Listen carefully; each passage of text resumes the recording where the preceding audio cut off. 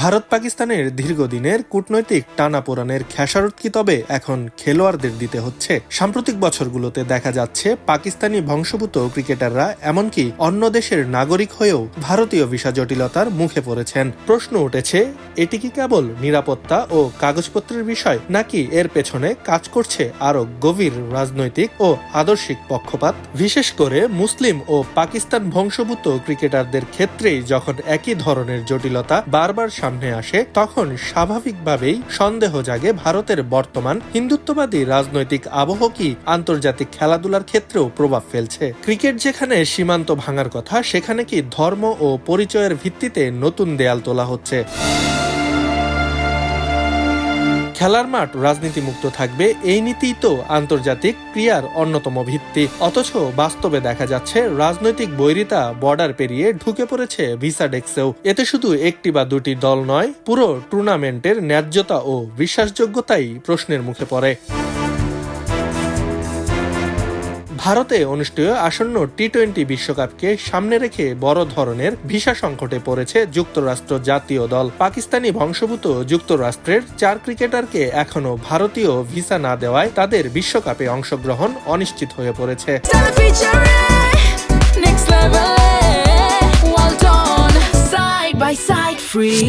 Visa না পাওয়া খেলোয়াড়দের মধ্যে রয়েছে পেসার আলী খান, উইকেটরক্ষক batter Shayan Jahangir, medium pacer Ehsan Adil ও লেগ স্পিনার মোহাম্মদ মহসিন। 35 বছর বয়সী পেসার আলী খান মঙ্গলবার নিজের ইনস্টাগ্রাম স্টোরিতে ভিসা না পাওয়ার বিষয়টি প্রকাশ করেন, যদিও এ বিষয়ে বিস্তারিত কিছু জানাননি। একাধিক সূত্র জানিয়েছে, যুক্তরাষ্ট্র দলের প্রাথমিক স্কোয়াডে থাকা এই 4 পাকিস্তানি বংশোদ্ভূত ক্রিকেটারের ভিসা আবেদন এখনো অনুমোদন পায়নি। ভিসা জটিলতার বিষয়টি আরও আলোচনায় এসেছে এই কারণে যে আলী খান ও শায়ান জাহাঙ্গীর দুজনই মার্কিন পাসপোর্টধারী। অন্যদিকে এহসান আদিল ও মোহাম্মদ মহসিন যুক্তরাষ্ট্রের দলে খেলেছেন বসবাসের ভিত্তিতে, তাদের কাছে কেবল পাকিস্তানের পাসপোর্ট রয়েছে। আগামী 7 ফেব্রুয়ারি ভারতে শুরু হতে যাওয়া টি-20 বিশ্বকাপের মাত্র 3 সপ্তাহ বাকি থাকলেও এই ভিসা সংকট কাটেনি। 2026 টি-20 বিশ্বকাপের উদ্বোধনী দিনই যুক্তরাষ্ট্রের প্রথম ম্যাচ মুম্বাইয়ের স্বাগতিক ভারতের বিপক্ষে। গ্রুপ এতে যুক্তরাষ্ট্র 4 ম্যাচের মধ্যে 3টিই খেলবে ভারতে। পাকিস্তানি বংশোদ্ভূত 4 ক্রিকেটার আদিল খান, শায়ান জাহাঙ্গীর, মোহাম্মদ মহসিন ও এহসান আদিল 13 জানুয়ারি কলম্বোতে অবস্থিত ভারতীয় হাই কমিশনার ভিসার জন্য নির্ধারিত অ্যাপয়েন্টমেন্টে উপস্থিত হলেও এখনো সিদ্ধান্ত জানানো হয়নি।